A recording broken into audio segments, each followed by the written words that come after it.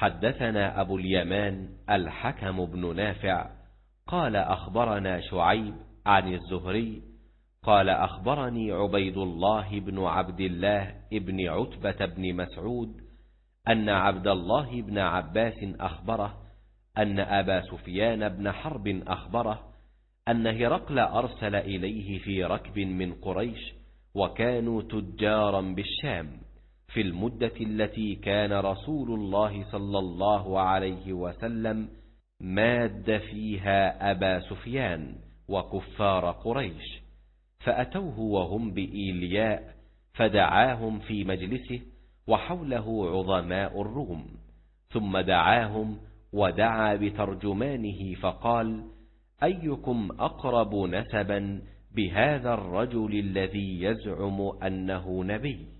فقال أبو سفيان: فقلت: أنا أقربهم نسبا. فقال: أدنوه مني وقربوا أصحابه فاجعلوهم عند ظهره.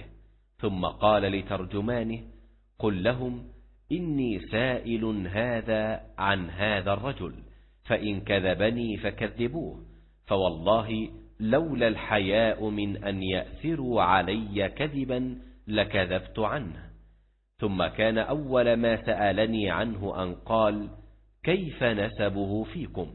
قلت: هو فينا ذو نسب. قال: فهل قال هذا القول منكم أحد قط قبله؟ قلت: لا. قال: فهل كان من آبائه من ملك؟ قلت: لا. قال: فأشراف الناس يتبعونه أم ضعفاؤهم؟ فقلت: بل ضعفاؤهم. قال: أيزيدون أم ينقصون؟ قلت: بل يزيدون. قال: فهل يرتد أحد منهم سخطة لدينه بعد أن يدخل فيه؟ قلت: لا. قال: فهل كنتم تتهمونه بالكذب قبل أن يقول ما قال؟ قلت: لا. قال: فهل يغدر؟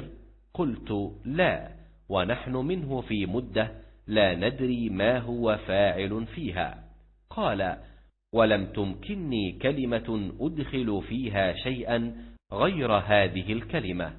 قال: فهل قاتلتموه؟ قلت: نعم.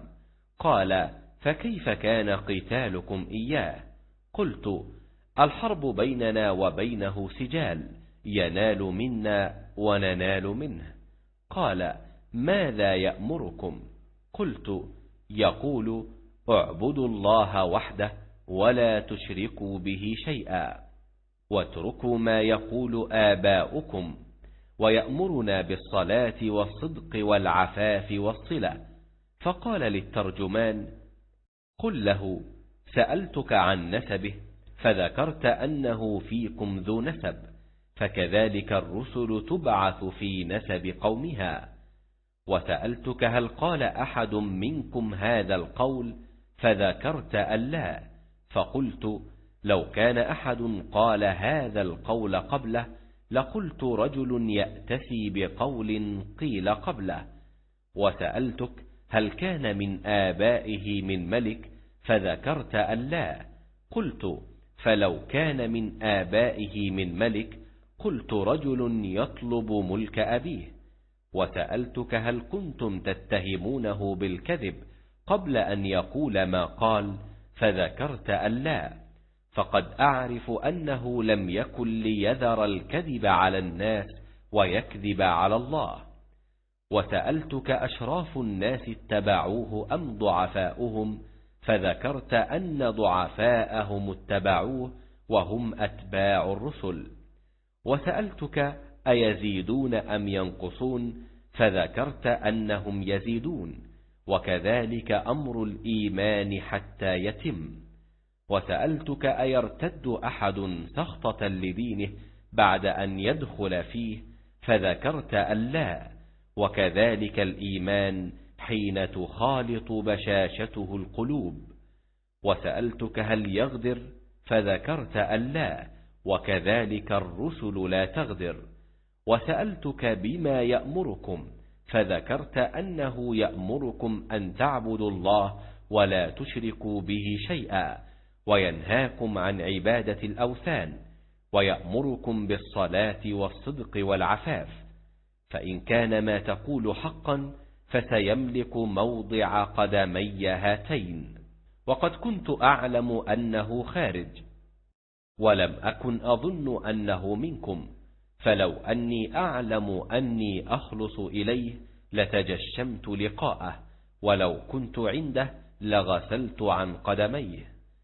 ثم دعا بكتاب رسول الله صلى الله عليه وسلم الذي بعث به دحية إلى عظيم بصرى، فدفعه إلى هرقل فقرأه، فإذا فيه: بسم الله الرحمن الرحيم، من محمد عبد الله ورسوله إلى هرقل عظيم الروم، سلام على من اتبع الهدى، أما بعد، فإني أدعوك بدعاية الإسلام، أسلم تسلم، يؤتك الله أجرك مرتين، فإن توليت فإن عليك إثم الأريسيين. ويا أهل الكتاب تعالوا إلى كلمة سواء بيننا وبينكم ألا نعبد إلا الله ولا نشرك به شيئا، ولا يتخذ بعضنا بعضا أربابا من دون الله، فإن تولوا فقولوا اشهدوا بأننا مسلمون.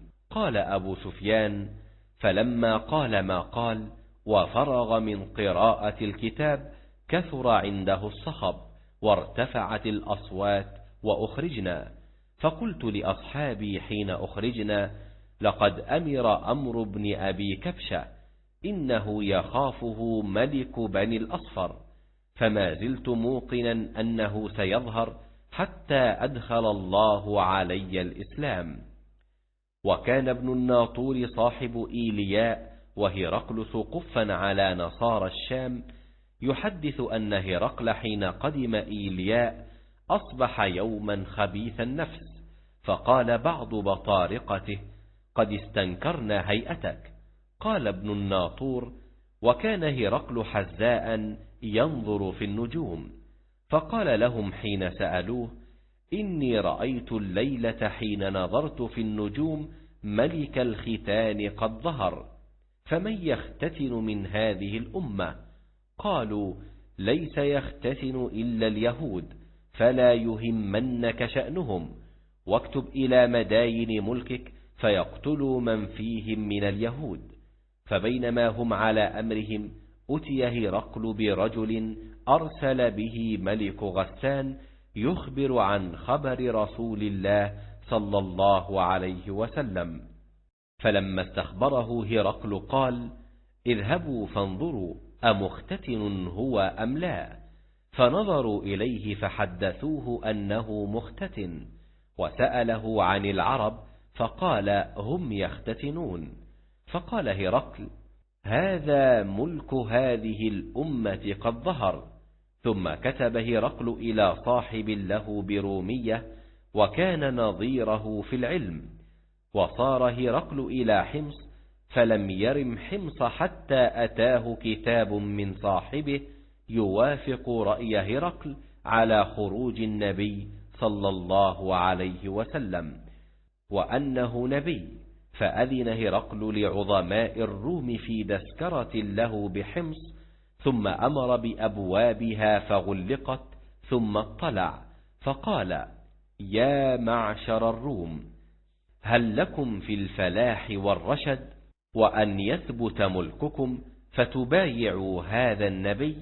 فحاصوا حيصة حمر الوحش إلى الأبواب فوجدوها قد غلقت.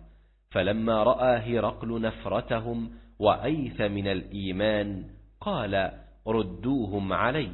وقال: إني قلت مقالتي آنفا أختبر بها شدتكم على دينكم، فقد رأيت.